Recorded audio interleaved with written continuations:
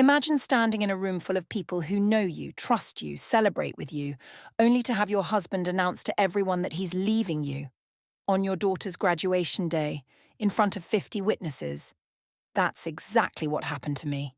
But I didn't cry. I didn't beg. I handed him an envelope that would dismantle everything he thought he controlled. My name is Lily, and for nearly 3 decades, I shared my life with a man I thought I knew. We built what looked like the perfect life together: a beautiful home, stable careers, a daughter we adored, and friendships that stretched back years. From the outside, we had it all. But behind closed doors, cracks were forming that I couldn't ignore anymore. The day my daughter graduated from college should have been one of pure joy. We gathered at an upscale restaurant, the kind with starched tablecloths and wine lists thicker than novels. Family, friends, professors, all there to celebrate her achievement. She sat beside me, still glowing in her cap and gown, and I felt nothing but pride. Then my husband stood up. He raised his glass. I expected a toast. What I got instead was a public execution. He looked around the room and said he was starting a new chapter, without me. The words hung in the air like smoke. Silverware stopped moving. Conversations died mid-sentence. 50 people froze, waiting to see if I would shatter. But I didn't. I stayed calm. I smiled even. I told him I appreciated his honesty. Then I reached into my bag, pulled out a sealed envelope, and set it down in front of him. He asked what it was. I told him he'd find out soon enough. I turned to my daughter, kissed her forehead, and told her how proud I was. I reminded her that this day belonged to her, not to him. Then I stood, smoothed the front of my dress, and addressed the silent room. I wished everyone a pleasant afternoon, and I walked out. No screaming, no tears, just the sound of my shoes on tile and 50 stunned faces behind me. The summer heat outside hit me hard, but it felt cleansing. For the first time in years, I felt like I could breathe. Behind me, the door burst open. My husband's voice cut through the thick air, panicked and demanding. He wanted to know what I'd done. I kept walking. What he didn't realize was that I had been planning this moment for months. While he had been distracted by his affair and draining our finances, I had been preparing something far more devastating than anger. I had been building a case. He always saw me as the dependable one. I was the person who handled the bills, who saved for our daughter's education, who worked long hours in finance while he jumped from one failing business idea to the next. I had buried my own ambitions so many times I forgot they existed. I dreamed of starting a consultancy to help women navigate financial transitions, divorce, loss, rebuilding. I had the experience and the network, but I always told myself I'd do it later. After our daughter finished school, after he found his footing. What a foolish delay that turned out to be. 3 months before that graduation, I noticed strange activity in our joint account. Small amounts at first, a few hundred here and there, but they weren't mine, and he never mentioned them. So I dug deeper. One hidden account became 4. Money was being funneled into vague entities, luxury purchases disguised as business expenses. Then I found the vacation property registered under another woman's name. The same woman who had sat at our dinner table. The same woman I had mentored.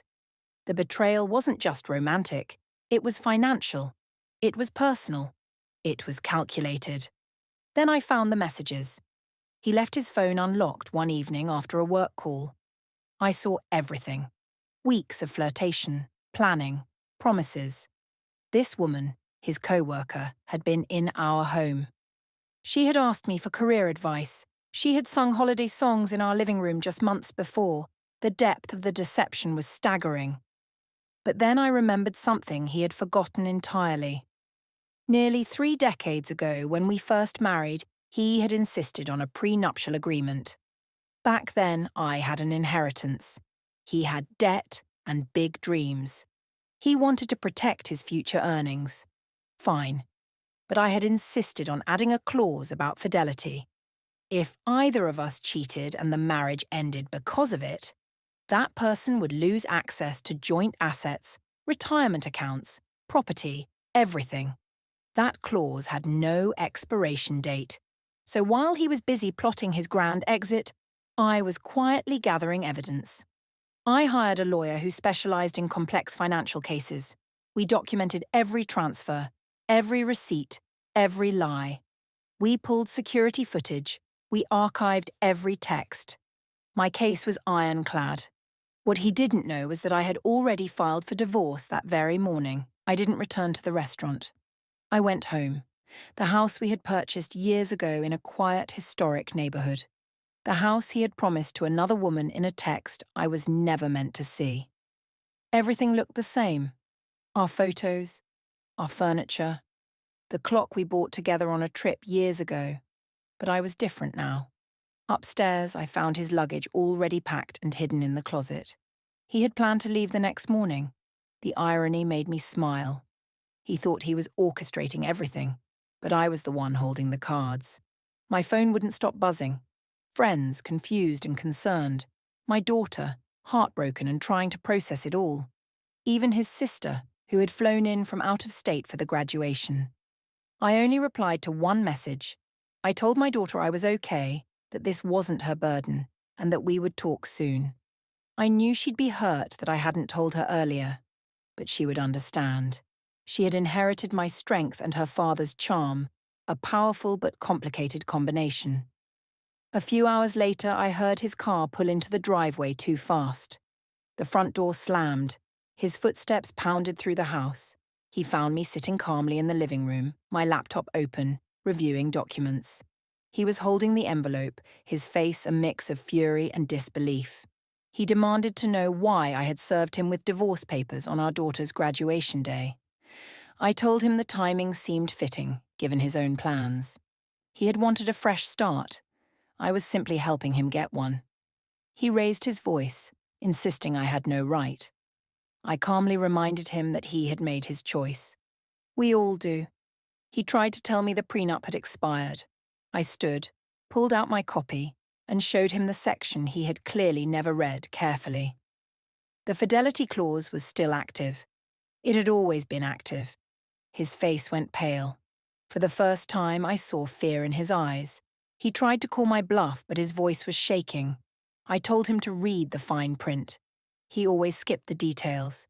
He stared at the document, his lips moving silently as he read. Then came the denial, the deflection. He accused me of being cold and calculating. I tilted my head. Maybe I was calculating. But cold? No. Cold is abandoning your wife for a woman who ate at your table. Cold is hiding money while telling your daughter you can't help her. Cold is using someone's trust as a weapon. He tried to appeal to our history. Nearly 3 decades together, didn't that mean anything? I told him it meant everything. That's exactly why his betrayal destroyed something I couldn't repair. He tried again, suggesting we could fix things, that people make mistakes. I corrected him. A mistake is forgetting an anniversary. A mistake is losing a receipt.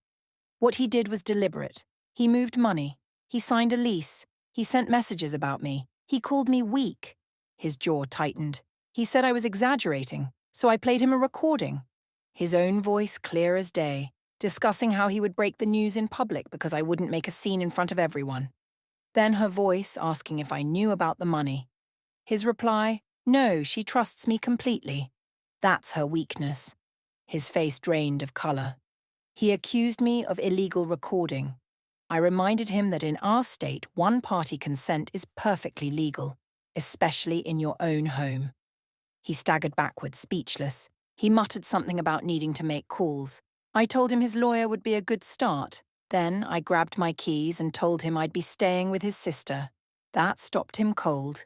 He couldn't believe his own sister had been helping me. I explained that she had seen him with his mistress months ago at a public event. She confronted him. He lied. When she realized he hadn't ended it, she told me. Another blind spot he never saw coming. I drove across town to his sister's place near the university. She opened the door and pulled me into a hug so tight I nearly lost my breath. She had just spoken to my daughter. She asked if I was okay. I told her I was better than I expected. Inside, she had already poured the wine. Of course she had. She said she never imagined he would humiliate me so publicly. I told her that was exactly his intention. Public shame. A clean break. So I couldn't fight back. Her expression turned to stone. She said he had always loved drama, but this was something else entirely. We sat in her cozy sunroom surrounded by plants and books. She asked what was in the envelope. I explained everything. The divorce filing, the evidence of financial fraud, the prenup clause that would strip him of nearly everything. She warned me he would fight. I told her he could try. Then my phone buzzed. It was my daughter. Her voice was strained. She was coming over. I told her she didn't have to. She said she was already on her way. Her father was telling people I had lost my mind. Of course he was.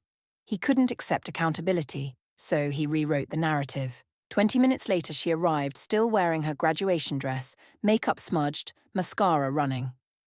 The moment I opened the door, she collapsed into my arms the way she used to as a little girl. She asked why I hadn't told her sooner. I explained that I didn't want to ruin her final semester. She had worked too hard. She said he had ruined it anyway. In the living room, I told her everything. The affair, the money, the lies, the plan. She listened without interrupting. Then she said she had sensed something was off. He had been different. She also told me that just last week he had told her we couldn't afford to help with her move to a new city. Now she knew where that money had gone. Before I could respond, my phone pinged. A message from my attorney. Emergency filing approved. Accounts frozen. Preliminary hearing scheduled. He would have access to minimal funds. Everything else was locked. I showed the message to my daughter and his sister. My daughter said firmly that he deserved it. I reminded her gently that he was still her father. She didn't have to pick sides. She said she wasn't picking sides. She was picking truth. Just then, the doorbell rang. His sister looked through the window and turned to me. It was him. And he wasn't alone. She opened the door. He walked in with his mistress. She looked uncomfortable, out of place. She was in her late 30s, old enough to know better, but too young to have weathered real consequences. He, on the other hand, looked furious. His jaw was clenched, his tie crooked. He demanded I stop the insanity. He wanted the accounts unfrozen. He wanted to talk like adults. My daughter stood up. She told him maybe he should have acted like one before he destroyed our family. He blinked, as if suddenly remembering she existed. He tried to tell her this didn't involve her. She stepped forward. She told him he hijacked her graduation. He broke my heart. And he lied about money while she worked multiple jobs to pay for textbooks. The mistress touched his arm, suggesting they leave. He shrugged her off. He wasn't leaving until I stopped acting crazy. His sister folded her arms and said I was the only sane person in the room. I stayed seated, calm, centered. I told him the accounts would remain frozen until the preliminary hearing in 3 days. That's when the judge would review the prenup and asset division. He threw up his hands. 3 days. What was he supposed to do? I reminded him he still had access to his personal account, the one he had been funneling money into for the past year. The mistress's head snapped toward him. She asked how much was in that account. Interesting. So he hadn't told her everything either. He ignored her. He called me vindictive.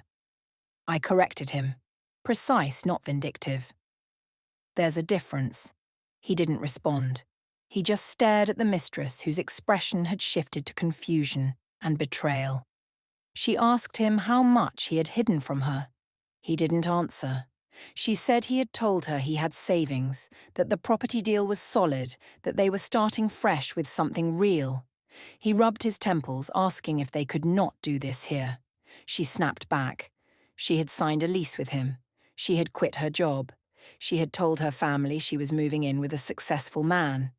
And now she was finding out his wife had frozen the accounts and his prenup left him with nothing. I almost felt sorry for her. Almost. But then I remembered her laughter in my kitchen drinking my wine.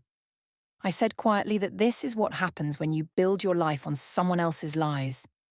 She turned to me, mouth open, but no words came. She muttered that she thought he was leaving me because it was over. She didn't know about the money. Not like this. He looked between us, trapped. His sister told them both to leave. This wasn't their house. My daughter stepped forward, her voice strong and clear. She asked the mistress if she knew he was going to announce it like that, at the graduation party. The mistress looked genuinely ashamed. She said she thought he would talk to me privately. My daughter said simply that he lied to her too, just like he lied to us. He tried one last time. He turned to me, asking me to be rational. He didn't want a war. We could split things amicably. I smiled. I told him this was amicable. I wasn't dragging his name through the media. I wasn't suing for emotional damage. I was simply enforcing a contract he had made me sign. He should have been thanking me for my restraint. He didn't thank me. Instead, he stormed out. The mistress hesitated, then followed. She didn't look back. As the door closed, the silence returned. But this time it felt lighter. My daughter collapsed onto the couch beside me. She whispered that she had never spoken to her father like that before. I pulled her close and told her she had spoken her truth. That was nothing to regret. His sister handed us both glasses of wine and raised hers. To new beginnings. I clinked my glass against hers. To something better. 3 days later, we walked into the courthouse. It was raining, a slow, steady drizzle that made everything feel suspended. I wore navy blue, simple, professional, unshaken. He sat across from me with a new attorney, young, well-dressed, but clearly overwhelmed. His posture was tense. He wouldn't look at me. The judge, a sharp woman with silver hair and reading glasses, flipped through the files. She asked his lawyer if he contested the validity of the prenuptial agreement. His lawyer cleared his throat, arguing that the document was outdated given how long we had been married. The judge nodded, then flipped to a specific section. She read aloud that the agreement remained in effect for the entire duration of the marriage and any resulting dissolution. Clear language. No expiration. He leaned forward, whispering urgently to his lawyer, who looked increasingly uncomfortable. The judge continued. She said the court had found credible evidence of financial misconduct, including hidden transfers and redirected assets. This violated the disclosure terms. She was maintaining the freeze on all joint accounts pending full discovery. His personal account would remain accessible. I would retain the primary residence during proceedings, as permitted by the fidelity clause. His face turned red. He muttered loudly that this was outrageous. The judge raised an eyebrow. She suggested he review the contract more carefully. He had signed it. She tapped her gavel lightly. Next hearing in 30 days. Discovery would be complete by then. As we left the courtroom, he caught up to me in the hallway. He said my name softly, almost pleading. He said we needed to talk reasonably. I turned slowly. I told him he needed to talk before the deception, before the affair, before he stole our daughter's moment. He looked stricken. He said nearly 3 decades had to count for something. I told him it did. Until he decided it didn't. And I walked away, leaving him alone with the weight of his choices pressing down on him like a collapsing ceiling. Word spread quickly. Friends who had celebrated with us just weeks before were now calling to ask what really happened. Some offered support. Others wanted details. I kept my answers brief. We were separating. These things happen. That was all I said. I didn't owe anyone the full story. But his carefully constructed image couldn't survive. The upstanding businessman, the devoted husband. It all cracked under scrutiny. Once the financial freeze took effect, everything began to fall apart. The vacation property, gone. The luxury car, cancelled. Even his business was struggling without the financial support I had quietly provided for years. His sister called me one morning, barely able to hide her amusement. The mistress had moved out. I raised my eyebrows. Already. Apparently she had learned he didn't have the wealth he claimed, and whatever was left was tied up in court. I laughed. She hadn't signed up for hardship. She told a mutual friend that his reality didn't match his promises. Meanwhile, I started rebuilding. I rented a small office downtown and put up a simple sign, a consultancy focused on helping women navigate financial transitions. My first two clients came through referrals. Both were going through divorces and terrified of starting over. I showed them what no one had shown me: how to stabilize, how to understand financial documents, how to prepare for court, how to begin again. It felt empowering not just for them, but for me. My daughter visited me a week later, just before starting her new job in another city. She looked around the clean, minimal office and said I was really doing it. I smiled and told her it felt like I was finally becoming the version of myself I had buried years ago. She said she was proud of me, that I was turning something painful into something that helped people. I told her that had always been the goal. I just didn't know it yet. Fittingly, the final divorce hearing fell on what would have been our 29th wedding anniversary. It was a warm spring morning. Birds were singing. The sky was clear. The kind of day he used to say was perfect for a drive to nowhere. But today it was perfect for something else: closure. I arrived early, dressed simply. Clean lines, calm colours, quiet strength. He arrived 10 minutes late, looking like he hadn't slept in days. The confidence he once wore like armour had dissolved into something loose and desperate. His lawyer, older this time but still clearly scrambling to repair the damage he had caused, greeted him quietly before we entered the courtroom.